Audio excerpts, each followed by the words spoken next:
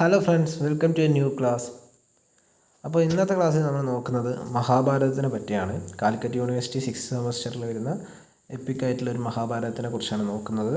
അപ്പോൾ മഹാഭാരതത്തിന് വളരെ എളുപ്പത്തിൽ നമുക്ക് വേണ്ട കാര്യങ്ങൾ മാത്രം പറഞ്ഞുകൊണ്ട് ഈ ക്ലാസ് പെട്ടെന്ന് തന്നെ തീർക്കുക. അപ്പോൾ തുടങ്ങാം നമുക്ക്. Mahabharata is an epic believe to have been written in between 400 BC and 200 BC. 400 BCക്കും 200 BCക്കും ഇടയിലാണ് മഹാഭാരതം എഴുതിയതാണ് വിശ്വസിക്കുന്നത്.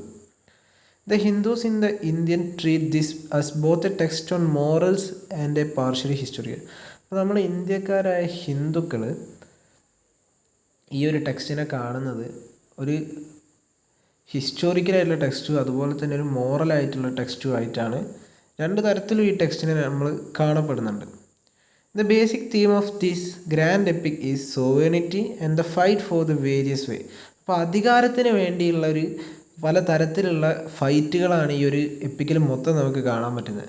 The fight happens between 2 groups. അപ്പോൾ ഫൈറ്റ് എപ്പോഴും 1-2 ഗ്രൂപ്പുകൾ തമ്മിൽ ഐക്യമുണ്ടാവുക. അപ്പോൾ ഇതിലും 2 ഗ്രൂപ്പുകൾ തമ്മിലാണ് ഫൈറ്റ് ഉള്ളത്. അത് കൗരവരും പാണ്ഡവരുമാണ്. അപ്പോൾ ഈ കൗരവരും പാണ്ഡവരും ആരെന്ന് വെച്ചാൽ ധൃതരാഷ്ട്രരുടെ മക്കളാണ് കൗരവരും, പാണ്ഡു എന്ന് പറഞ്ഞ രാജാവിൻ്റെ മക്കളാണ് പാണ്ഡവരും. അപ്പം അതുവരെ ഓക്കെ ആണല്ലോ. ഇനി നമുക്ക് ഇതിൻ്റെ സ്ട്രക്ചറിലേക്ക് കിടക്കാം. Okay, there are almost 100,000 couplets in the poem. അപ്പം ഈ ഒരു പോയത്തിൻ്റെ അകത്ത് 100,000 കപ്ലറ്റ്സ് ഉണ്ട്. അതുപോലെ തന്നെ it takes about intrigues fights etcetera. Moreover dharma is one of the prime feature presented in the epic. അപ്പോൾ ഇതിനകത്ത് ഫൈറ്റും മറ്റു കാര്യങ്ങളൊക്കെ ഉണ്ടെങ്കിലും ഇതിൻ്റെ അകത്ത് ഏറ്റവും കൂടുതൽ പറഞ്ഞു വരുന്നത് ധർമ്മേനെ കുറിച്ചാണ്. നമ്മുടെ ഡ്യൂട്ടീനെ കുറിച്ച്, നമ്മുടെ ധർമ്മത്തിനെ കുറിച്ചാണ് കൂടുതലായിട്ട് ഈ എപ്പിക്കിൽ പരാമർശിക്കുന്നത്. The epic is divide into 80 parvas or kandas. 18 പർവകളായിട്ടോ അല്ലെങ്കിൽ കാണ്ഡകളായിട്ടോ ആണ് ഇതിനെ തിരിച്ചിരിക്കുന്നത്. It may not be true that a single person had written the epic. അപ്പോൾ ഇത് ഒരാളാണ് എഴുതിയെന്നുള്ളത് നമുക്ക് വിശ്വസിക്കാൻ പറ്റുന്നതല്ല. അപ്പോൾ ആരാ എഴുതിയെന്നുള്ളത് കൃത്യമായിട്ട് അറിയില്ലെങ്കിലും സേജ് വ്യാസ എഴുതി എന്നാണ് നമ്മൾ കരുതുന്നത്. വ്യാസ എഴുതിയതായിട്ടാണ് നമ്മൾ കരുതുന്നത്. അപ്പോൾ ഇനി നമുക്ക് ഈ മഹാഭാരതത്തിന് നമ്മളെ ടെക്സ്റ്റ് പറഞ്ഞ സ്റ്റോറിയിലേക്ക് നമുക്ക് നീങ്ങാം. As prince Dhritarashtra was blind, Pandu was given the chance to rule the kingdom. അപ്പോൾ ധൃതരാഷ്ട്രയ്ക്ക് കണ്ണ് കാണില്ലായിരുന്നു. അതുകൊണ്ട് തന്നെ പാണ്ഡുവിനായിരുന്നു എന്ത് കൊടുത്തത്? രാജ്യം ഭരിക്കാനുള്ള അവകാശം കൊടുത്തത്. ഈ ധൃതരാഷ്ട്രയും പാണ്ഡു എന്ന് പറയുന്നത് സഹോദരങ്ങളായിരുന്നു. മൂത്ത സഹോദരൻ ധൃതരാഷ്ട്രനും ഇളയ സഹോദരൻ പാണ്ഡുവായിരുന്നു. അപ്പോൾ ധൃതരാഷ്ട്രയ്ക്ക് കണ്ണ് കാണാത്തതിനാലാണ് പാണ്ഡു ഈ രാജ്യത്തിൻ്റെ ഭരണം ഏറ്റെടുക്കുന്നത്. അങ്ങനെ since the Pandu wasn't able to get children in his wife Kundi, they seek help of the gods. Hence Pandu gets 5 boys for son and Dhritarashtra 100 sons and a daughter. അപ്പോൾ കുന്തി ദേവിയിൽ ഈ പാണ്ഡുവിന് മക്കളില്ലാത്തതിനാൽ ഇവരെന്ത് ചെയ്ത് ദൈവങ്ങളെടുത്ത് കാര്യം പറയുകയും ഇവർക്ക് 5 മക്കളെ നൽകുകയും ചെയ്തു പാണ്ഡൂസിന്.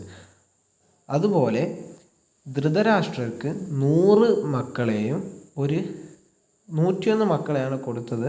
അതിൽ 100 ആൺകുട്ടികളും 1 പെൺകുട്ടിയായിരുന്നു ഉണ്ടായിരുന്നത്. പാണ്ഡവന്മാരിൽ 5 ആൺകുട്ടികളായിരുന്നു. ഈ പാണ്ഡവാസ് എന്ന് പറയുന്നത് 5 ആൾക്കാരാണ്.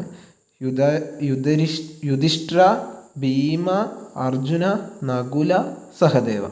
അതുപോലെ കൗരവരിനകത്ത് വേണമെങ്കിൽ നോട്ട് ചെയ്ത് വെക്കാൻ പറ്റുന്ന കുറച്ച് ആൾക്കാർ, മെയിനായിട്ടുള്ള ആൾക്കാരെ ഞാൻ പറഞ്ഞുതരാം.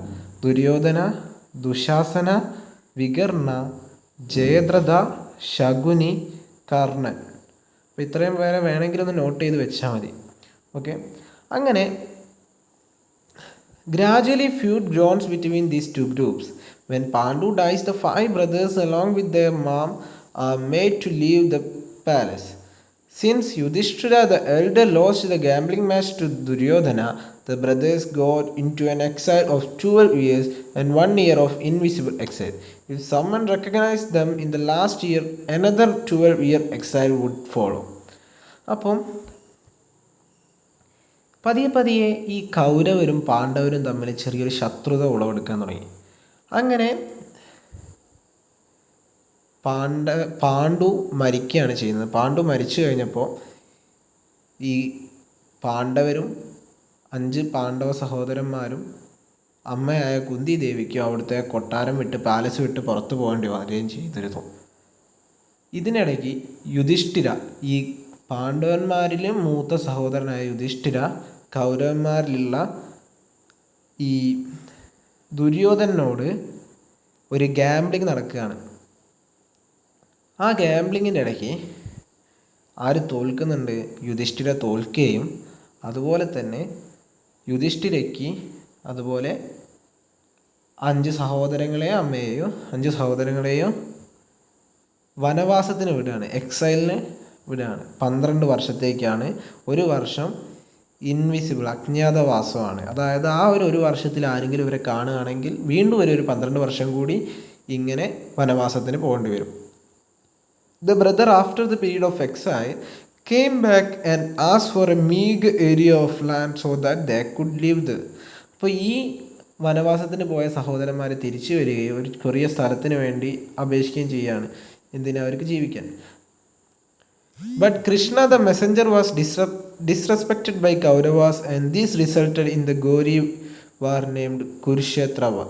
അങ്ങനെ ഇവരെ ഈ മെസ്സേജുമായിട്ട് വരുന്നത് കൃഷ്ണനായിരുന്നു. അപ്പോൾ ഈ കൃഷ്ണനെ ഈ കൗരവന്മാർ അപമാനിച്ച് വിടുകയാണ്. അങ്ങനെയാണ് ഈ ഒരു വാർ അവിടെ ഉണ്ടാകുന്നത്, കുരുക്ഷേത്ര വാർ.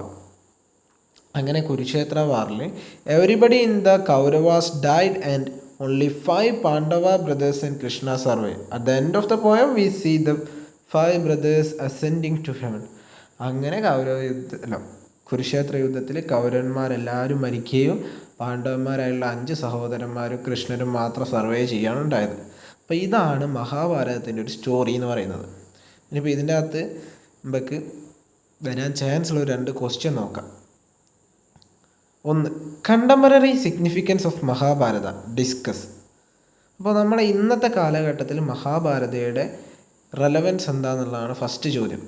അതിന് ഉത്തരം നിങ്ങൾക്കറിയാം. ഇപ്പോഴും ഇതുപോലെ തന്നെ ഭൂമിക്കും സ്വത്തിനും വേണ്ടി സ്വന്തം സഹോദരങ്ങൾ തന്നെ വെട്ടിച്ചാവുന്ന ഒരു കാലഘട്ടത്തിലാണല്ലേ നമ്മൾ.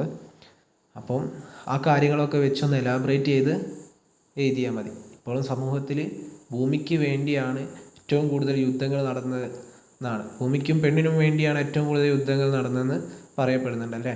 അപ്പോൾ ഇപ്പോഴും അതുപോലെ തന്നെ കുറേ യുദ്ധങ്ങൾ ഈ ഭൂമിക്ക് വേണ്ടി നടക്കുകയും അത് എത്രയോ പേര് മരിക്കുകയും ചെയ്യുന്നുണ്ട്. അപ്പോൾ ആ ഒരു സംഭവമൊക്കെ വെച്ച് എഴുതിയാൽ മതി. What caused the rivalry between Kauravas and Pandavas. അതറിയാലോ, പാണ്ഡവന്മാർ ഒത്തിരി ഭൂമിക്ക് വേണ്ടി വന്നപ്പം അത് മെസ്സഞ്ചറായിട്ട് വന്നത് കൃഷ്ണനായിരുന്നു. കൃഷ്ണനെ കൗരവന്മാർ അപമാനിച്ചു വിടുകയാണ് ചെയ്യുന്നത്. ഈ അപമാനം നേരിട്ട കൃഷ്ണന് പാണ്ഡവന്മാരുടെ കൂടെ കൗരവാസിനെ എതിർക്കുകയും അങ്ങനെ പാണ്ഡവന്മാർ കൗരവന്മാരിലുള്ള 100 ആൾക്കാരെ വധിക്കുകയും പാണ്ഡവന്മാർ ആ കുരുക്ഷേത്ര യുദ്ധത്തിൽ വിജയിക്കുകയാണ് ചെയ്യുന്നത്.